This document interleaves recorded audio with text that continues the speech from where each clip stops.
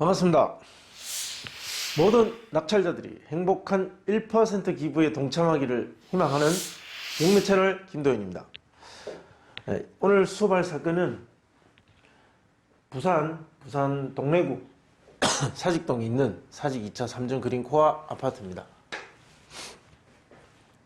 이 물건을 수업 사건으로 선택한 건 제가 이 동네에 관심이 좀 있습니다. 순전히 제 개인적으로 관심이 있는 동네라서 이 지역의 아파트 시장이 지금 최근에 어떠한가 궁금해서 그냥 수업 사건으로 선택했습니다.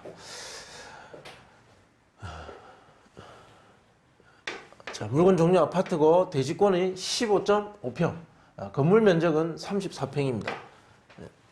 토지와 건물 일괄 매각, 그리고 감정가는 3억 7,510만원, 최저가 3억 8만원. 자, 이렇게 80% 유찰된, 아직 부산법원은 20%씩 유찰이 됩니다. 20%씩. 그래서 자, 80% 가격으로 진행 예정이고, 소유자는 이 누구누구고 채무자는 주식회사 뭐라고 되어 있습니다. 그러니까 이 물건의 소유자는 개인인데 채무자는 법인이다. 이 물건을 담보로 돈을 빌렸고 결국은 경매에 진행하게 되었다. 사업의 그 주체가 대출을 받았기 때문에 사업이 원활하게 되지 않았구나라는 것 정도는 예측이 가능하죠. 채권자 M 누구누구라고 되어 있습니다. 입찰 기일로부터 29일 전입니다. 2020년 2월 7일 1차 진행했으나 유찰되었다. 이제 이 정도면 대충 감이 옵니다. 유찰되었다라는 건 이 즉 감정 시점인 대략 한 6개월 전 이 시세에서 소위 말하는 이 정도 아파트 값이 나갑니다라는 어떤 시장의 어떤 가격에서 이 가격에서 크게 오르지도 떨어졌을 수는 있죠. 크게 오르지는 않았다라는 것은 짐작할 수가 있어야 됩니다. 유지되고 있거나 조금 떨어졌거나 그런 상황인 동래구 사직동에 있는 사직 2차 3정 그린코아 아파트입니다. 어떻게 생겼는지 사진을 한번 보겠습니다. 약간 지대가 높은 곳에 있는 것 같습니다. 사진으로 봤을 때는 이렇게 출입문이고, 네, 정면에서 봤을 때입니다. 1층, 2층, 3층, 4층, 4층이네요. 4층. 자, 보시면 주변에는 아파트가 밀집해 있지만 지대 자체가 평지가 아닌 어떤 약간의 산자락에 있는 아파트입니다. 정남향을 보고 있는 것 같습니다. 물건 자체는 좋아 보입니다. 자, 이 물건에 누가 점유하고 있는가? 낙찰자 입장에서는 낙찰을 받고 점유하고 있는 사람에 대한 명도 책임을 가져가게 됩니다. 자, 따라서 누가 점유하고 있는지 중요합니다. 자, 조사된 임차 내역은 없다라는 것. 그렇다면 누가 현장에 있었는가 보겠습니다.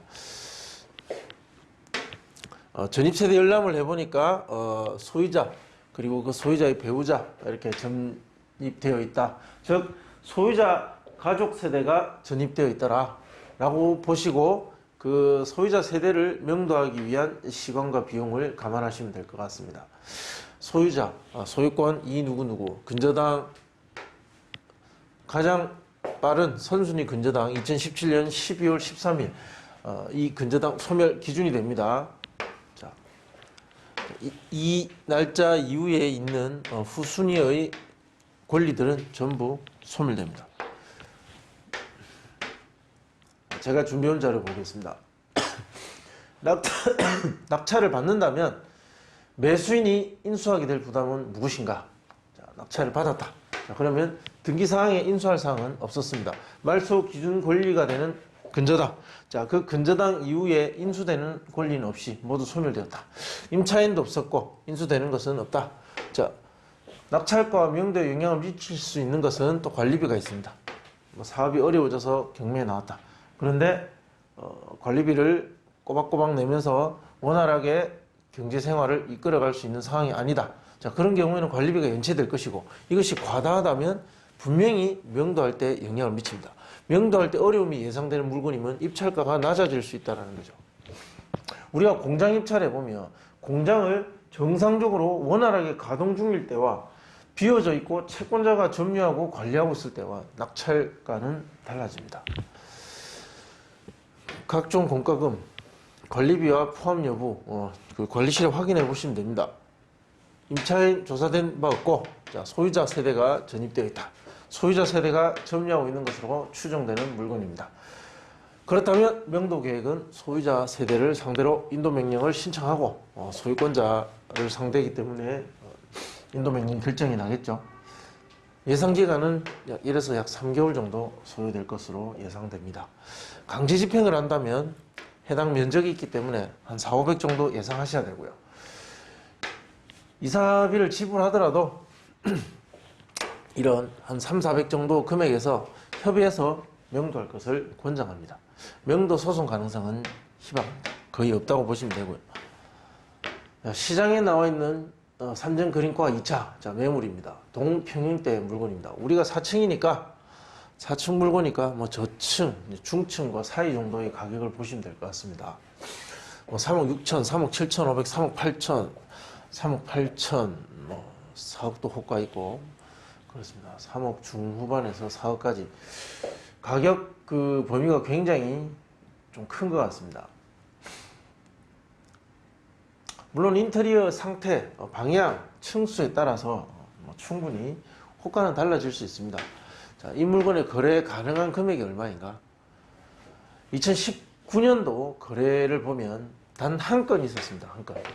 자, 이 거래량을 봤을 때 이 물건의 어떤 그 외관, 뭐 여러 가지 편의 시설, 상황, 주거 상태, 뭐 이런 걸 떠나서 거래량만 놓고 봤을 때 이 물건이 이 지역에서 어떤 주거 상품으로서의 인기가 있느냐 없느냐를 금방 판단할 수 있습니다.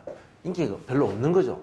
물론 경기 상황이 좋지는 않았다고 해서 이렇게 거래량이 없다라는 것은 이 지역 안에서 이 물건이 차지하는 위치하는 어떤 그 선호도의 위치는 굉장히 낮다. 좀 낮다. 뭐 어느 정도 낮다라는 것을 이 자료만으로 판단할 수는 없지만 그래도 상당히 낮다라는 것 정도는 짐작하고 이 물건의 예상 입찰가를 분석할 수 있다라는 거죠. 16층이 3억 7천이었습니다. 그리고 최근에 와서 또 하나 다행히 있었습니다. 17층이 3억 9천. 그럼 호가 4억은 호가일 뿐이고 실제 4층 정도의 위치라면 이런 10몇 층 정도의 거래 기록보다는 낮을 것으로 예상된다. 그래서 호가와 여러 가지를 감안했을 때 하는 3억 6천, 잘 받으면 3억 7천 정도 되지 않을까. 자, 인근 낙찰 사례 있습니다. 낙찰 사례. 삼정 그린코아도 있고 쌍용 예가도 있고 유원 아파트도 있고 뭐 이 중에 비슷한 금액대와 비슷한 평형대 물건 두 개 보겠습니다. 삼정 그린코아 1차와 2차인 것 같습니다. 하나는 98년도, 하나는 06년도. 전용 35.2평과 34평. 비슷한 크기인 것 같아요. 18층과 1층. 자, 남향과 남서향이었습니다. 자, 이제부터 중요합니다. 모두 2차의 낙찰이었습니다. 2차.